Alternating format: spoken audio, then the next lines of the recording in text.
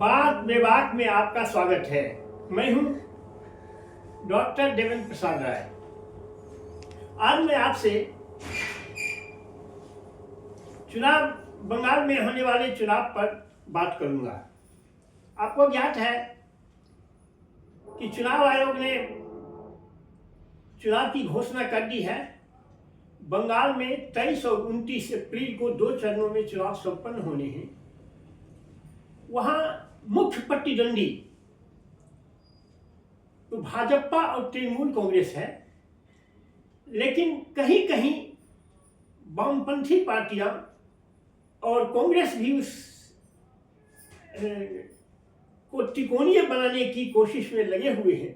अब देखना है कि किस हद तक वह सफल हो पाते हैं। हालांकि हमें उम्मीद नहीं है कि वो त्रिकोणीय बना पाएंगे, लेकिन कुछ क्षेत्रों में वह त्रिकोणीय अवश्य बना देंगे। आगे चलकर हम फिर इस पर बात करेंगे।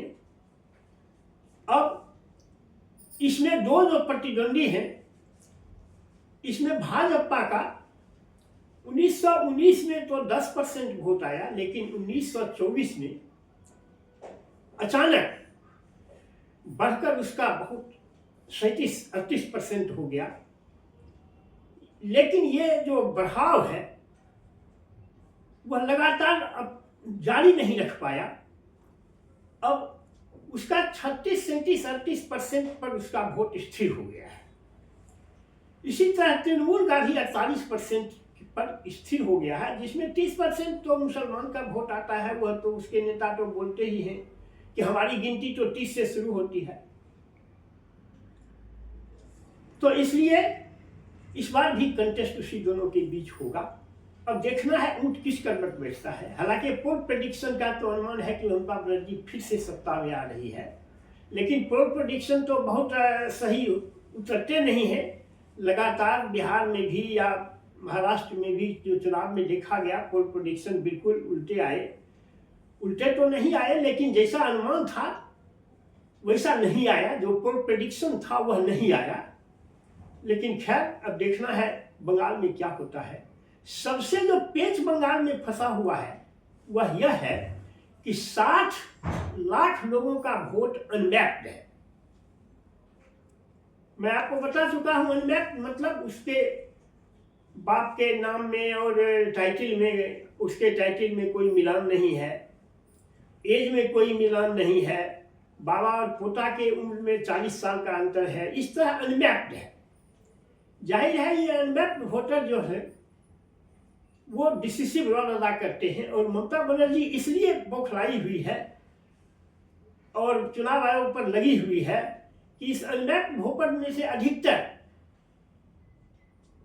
ममता बनर्जी के ही वोटर्स हैं। अब अगर 60 लाख वोट अगर कट जाते हैं तो ये पर कंस्टिट्यूएंसी करीब 20,000 बैठता है। यह चुनाव को बिल्कुल उलट देने के लिए काफी है। 20,000 वोट कम नहीं होते एक कंस्टिट्यूएंसी में। हालांकि पश्चिम बंगाल में जो परसेंटेज है वह बहुत ज़्यादा है। पहले तो करीब 84% था, इस बार तो और बढ़ेगा, क्योंकि बहुत सारे मरे हुए या जो छोड़ चुके हैं वो वोटर लिस्ट से हट चुके हैं, इसलिए और बढ़ेगा। लेकिन अब इस अनमैप्ड वोटर का क्या होता है, इसी पर सारा खेल निर्भर करता है। अब ये हाई कोर्ट सुप्रीम कोर्ट के जिम्मे है। सुप्रीम कोर्ट के पाले में बॉल है, उसको कैसे कर पाता है। इस बीच वहां के मुख्य सचिव और गृह सचिव को चुनाव आयोग ने हटा दिया है। ठीक ही किया है। वहां तो जितने सरकारी ऑफिशियल्स हैं वो सब सरकारी पार्टी के यानी तृणमूल कांग्रेस के एजेंट के रूप में काम करते हैं। उसका प्रत्यक्ष उदाहरण तो राजीव कुमार, जो ये ईडी से कागज लूटने में उसके सहयोगी था, उसको राज्यसभा का टिकट दे दिया तृणमूल कांग्रेस। उसको राज्यसभा भेज रही है, उसको रिमांड किया। यही साबित करता है कि उसके बीच पहले से अंडरस्टैंडिंग था। वह टीएमसी के एक कार्यकर्ता के रूप में फंक्शन कर रहे थे, डीआईजी के रूप में फंक्शन नहीं कर रहे थे।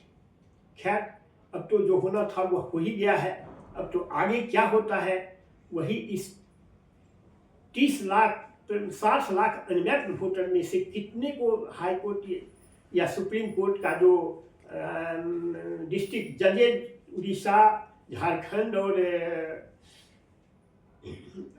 बंगाल के जो डिस्ट्रिक्ट जजेज को जो मॉनिटर करने के लिए कहा है, उसमें कितना को अलाउ करता है, अभी तक उसका फाइनल वोटर लिस्ट तैयार नहीं है। यही वहाँ की स्थिति है। अब यह तैयार होने के बाद ही समझा जाएगा और कुछ कहा जा सकता है कि ऊँट किस कर बैठता है, लेकिन अभी से तो कुछ नहीं कहा जा सकता है। इसलिए बंगाल का वोट काफ़ी उलझा हुआ है, बंगाल का इलेक्शन काफ़ी उलझा हुआ है। इसमें दोनों तटुपट जिसको कहते हैं, वह दोनों तटुपट है। दोनों के वोट अब इस बार अगर होंगे भी तो 2-4% के इंटरवल में आएंगे, क्योंकि बांग्लादेश की घटनाओं ने भी पोलराइजेशन को और ज़्यादा बढ़ाया है। फिर अनमैप्ड वोटर में से कुछ तो बीजेपी के भी होंगे जो हिंदू वोटर्स हैं। अनमैप्ड वोटर्स में केवल मुस्लिम ही नहीं है, ज़्यादा मुस्लिम हैं लेकिन हिंदू भी हैं। उसमें से तो कुछ भाजपा के भी वोट कटेंगे, लेकिन फिर भी बाई एंड लार्ज ये अनमैप्ड वोटर अगर 7 लाख वोटर अगर हट गए तो बीजेपी के लिए राह आसान होगा और तृणमूल कांग्रेस के लिए इस बार कठिन डगर है सत्ता की। बस आज के वीडियो में इतना ही। Thank you very much.